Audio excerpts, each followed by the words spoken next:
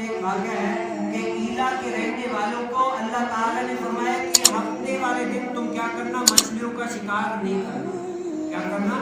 ہفتے والے دن تم مچھلیوں کا شکار نہیں کرنا. رب تعالیٰ نے منع کر دیا، لیکن وہ ایلا والے رہنے والے جو تھے انہوں نے رب تعالیٰ کی بات کو نہیں مانا، اللہ تعالیٰ کی اطاعت نہیں کی. تو کیا کیا؟ ہفتے والے دن انہوں نے شکار کیا. تو رب تعالیٰ اتنا تو جلال میں آیا، اتنا تو جلال میں آیا کہ ان کی شکلیں جو ہے نا، کوئی خنزیر کی شکلیں بن گئی، کوئی باندروں کی شکل بن گئی. آپ یہ واقعہ پڑھیں گے کہ کسی کی شکل خنزیر بن گئی. یہ سارا جسم انسانوں کا ہے لیکن منہ کیا خنزیر کا ہے. سارا جسم انسانوں کا ہے لیکن منہ کیا ہے؟ بندر کا ہے. وہ اس کی وجہ کیا تھی کہ رب تعالیٰ نے فرمایا کہ ہفتے والے دن تم لوگوں کو شکار نہیں کرنا. انہوں نے کیا کی؟